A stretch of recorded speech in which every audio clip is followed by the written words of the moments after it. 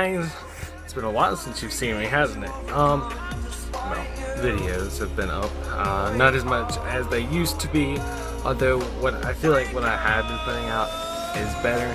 It's just a lot of variables have been happening. For one, I didn't have a bike for a long time, and that's what this channel is mainly about. Nevertheless, now I do have a bike here. But before we get into that, let me explain something. I did start this video early in the morning, but it's gotten weird. It's around 7 o'clock in the evening, I think, and that's why I look so hot. Also, another reason why I'm so hot is I usually have that fan going, but I don't want it going because then you might not be able to hear me as good. The bike is back. New bike. You've seen this bike in one other video. That's when I first got it, but it was in the shop, in the Kawasaki shop, getting worked on for a while. What was wrong with it is kind of silly. It was put in here in the shop for two reasons. One, overheating. Two, a loss of power. So, the overheating was found out that wasn't the best quality antifreeze, and its boiling point was tempered with by the manufacturer to try to make up for how cheap it was. So it was over compressing the system and coming out the overflow. Another reason, the loss of power, well, we'll get to that in a bit. I thought it could have been blown head gaskets. Now, my reasoning behind that is because, well, that would cause a loss of power, and also blown head gaskets would cause extra pressure to get to the radiator, and which would cause the system to overpressurize and come out the overflow tube, which is up here but runs all the way down. But the overheating was just from low quality. So what was the loss of power from? Well, if you'll watch my other videos, you'll know I came from the 2009 CRF 230. So, jumping up to this, by the way, is a 2009 KX 450F.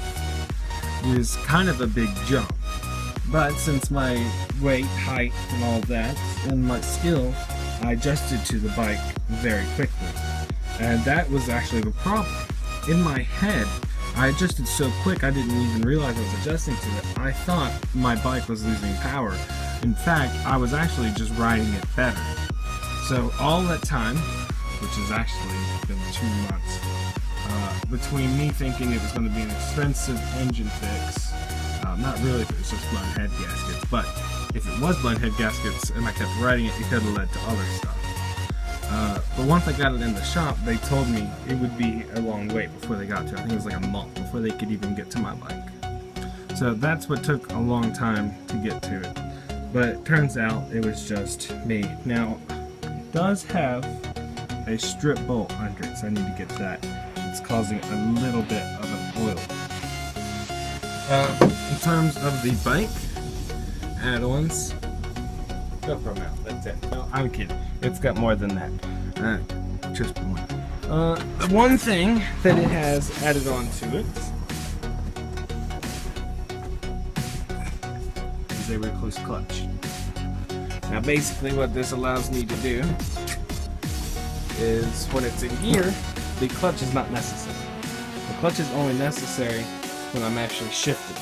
So I can put it in gear, let go of the clutch, and just hit the gas and take off. But once I want to shift, I stop the clutch. Now, most clutches, they have their own differences of how tight they are to pull.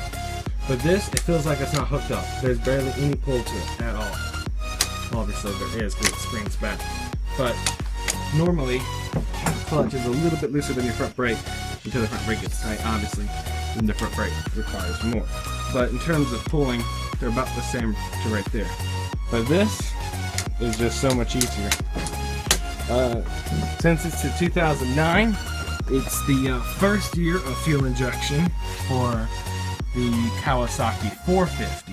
Now, the 250 still ran carbureted. That being said, it's the first one of fuel injection. It didn't have its quirks as much as it wasn't refined. The fuel injection, it was the first year. It's not as precise as the newer one, so it injects more fuel than really necessary, but it's still better than carbureted. And since its fuel injection is more than a newer one, it tends to be a bit snappier than the newer ones. But the newer ones have their pros over this as well. Ah, yes, pro taper bars as well. That's something it does have. And this brake. It's not an unbreakable, it's ASV, and this, they also make unbreakables. I'm not very familiar with these, but that's definitely more than a normal one. The clutch does not do that. Gear, I'm a very big rider. I am 6'5". I weigh 280 pounds. As you would guess, the suspension is about as stiff as it can get to support with that, except for rebound and stuff. Is tweaked a bit. So I had to go with something good, with something my size, and I ended up getting the Anser Cycron race speed or spec. Lol, jug. Speak right. So I actually really like this. I grew up in gear, and this is comfy. But now on the pants itself, the vents aren't really vents. So in terms of cooling, they do get a little hot. I had to get a 2X jersey and 44 pants. So this is the biggest jersey that they had to offer, and I think their pants went up to 46. When I bought the bike, funny story, bought it used from Honda. When I bought the bike, they gave me this HJC helmet, which is the only green part in my suit. I wanted it that way so it would pop. And 100% black grain clear goggles with the bike. And when I bought the bike, they replaced all the fluids in it, went over it for me. So it came out to 4,000. Anser Cycron gloves.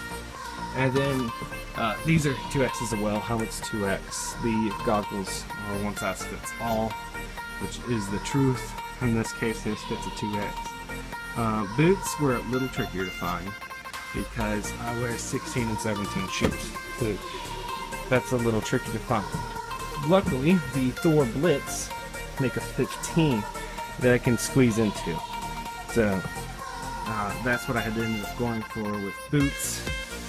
And the price range, I did dump 4,000 on that, so had to watch spending on other things. Part of the old gear right there, the helmet was new, but after years of riding, it's gotten torn up. And previous Anser gloves, I've always loved Anser gloves. Even if I didn't have Anser gear and I would have better gear, I always went with the Anser gloves. It's just something I love. Bad parts about the bike. The oil. The 09 450 goes through it quick. The way it runs, it's not as proficient. It's not as efficient as the others. Is proficient and efficient the same? They're two different things. Y'all can yell at me later. It's not as efficient at it.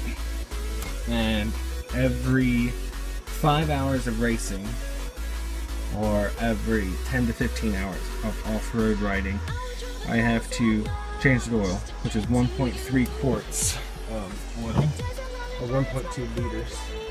And for oil, I use the Spectro Golden 4 SAE 10W40. One bottle of this where I live is $13 a quart. So basically, I buy 2 bottles a quart for my first oil change, two bottles of oil for it, and then I only use 0.3 of that one. So when I do another oil change, I just go get one, then 0.3 of the other, one more than the last bit of it. So then the next time, so the 4th oil change, I go buy 2 again. This thing did not save the oil filters. This thing will eat it up. Every time I change the oil, I'm supposed to change the oil filter over here as well. Every time I gotta change that. Every 2 times I change the oil, I have to clean the air filter at least every 2 times. That's another thing I got to go to. The bike does get hot. I have to watch the radiator. A lot of that was using the not up to spec radiator fluid, the antifreeze. So once I get better antifreeze, it'll run better.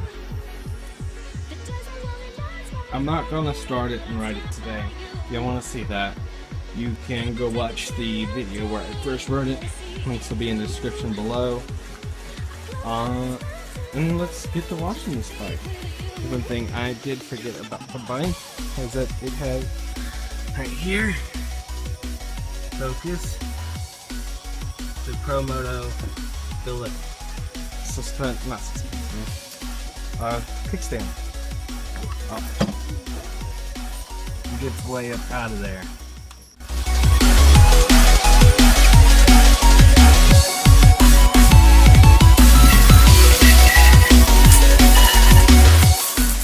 I don't normally wash my bike like that at night or getting close to it, just because it takes forever to dry, if not completely dry at all. As you see, I was just using my water hose straight from the well. I need to get a new pressure washer, not a power washer, although that probably is close enough. Although mine, without the pressure washer, does have a good bit of pressure. It is better than a lot of other places. It just doesn't come out, you've seen it comes out good. In fact, there, one of the points where I have the hoses hooked up was loose, so it was actually getting air to the system. So it was really only doing around 80% of the work it usually could do. While that's sitting out drying, we'll sit in here, and I got a shout out for y'all, as y'all could try to guess at what it was by the title of the video. You knew something was coming up, and the link below, if you already clicked on that, which will be 2. 1, I said earlier, will lead you to the video of my bike running before this video. It shows when I first got it and taking it to one of our local motocross tracks. There's only 2, and the one I went to was the worst of them. But if you watch the full video, you'll realize there's other stuff there, just not the track. But the other one is all motocross, and it's more for that. But we got a shout out for Gamer Kings.